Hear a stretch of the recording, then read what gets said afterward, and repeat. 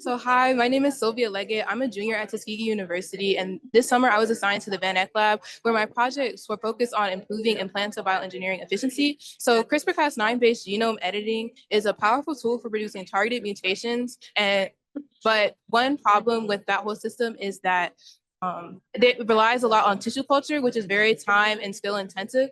But to produce stable edits. But virus-induced gene editing, or VIGE, as I'll refer to it for the rest of the thing, offers an alternative as it uses engineered viruses to deliver single guide RNA to the meristem via direct delivery, thus bypassing tissue culture while still getting those heritable stable edits that we want.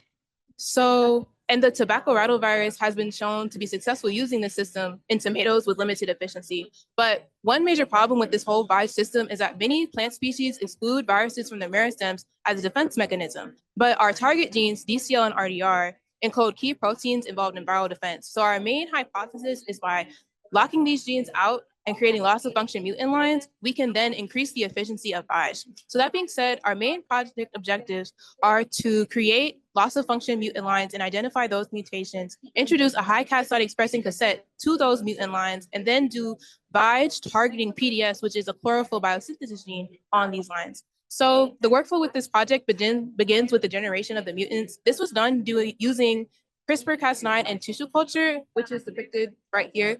Then we crossed our mutant lines with a high Cas9 expressing high editing efficiency M82 line. This was done to isolate plants that carry Cas9 from the M82 and our mutation, because that's what we want to carry forward into our future work.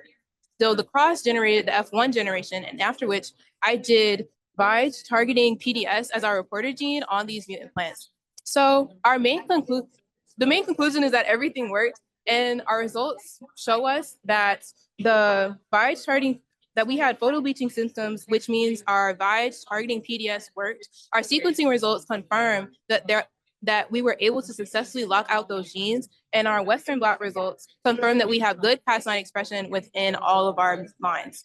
So future work will include genotyping our F1 plants to further isolate plants that carry both our mutation and our Cas9 from the M82, multiplying those plants and then taking them to the next generation and doing future editing work and future genotyping work to isolate homozygous mutants. Then we want to do VIGE targeting genes that don't have such an obvious phenotypical symptom like PDS. And those are our main future work steps. With that being said, I'd like to thank my lab and all my funding sources. Thank you. Thank you so much, Sylvia, for sharing your work. This is so interesting. So I know that you've been doing this kind of research for a couple of years now and gene editing, and like that this is something that really interests you. And I'd love to know about like your career plans. Like, do you hope to continue with research in the future? Yes, I do hope to continue with research. I think because coming into the program, I was like, I want to get my PhD right after undergrad. Now I think I'm maybe going to take a gap year, travel a bit, or maybe even work in industry, but I do definitely want to continue research, yes. I'm sure whatever you choose to do, you have a bright future ahead of you. Yeah, you talk like so much knowledge, and yeah, this is super interesting, and I appreciate you sharing your research and your wisdom. Thank you.